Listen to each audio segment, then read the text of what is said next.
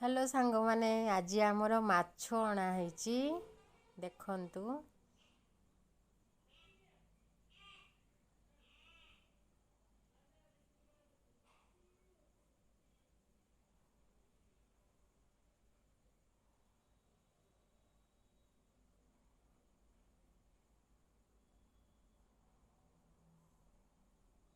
आमे सकाळे आज माछ भाजी पखाळ खाइबू।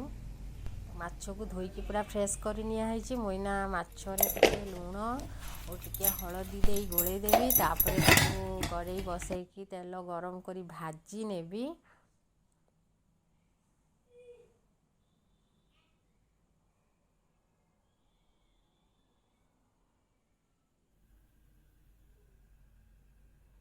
तेल वर्तमान पूरा गरम हो गलानी। एना माछ को मो गोटे गोटे करी तेल रे पकेबी।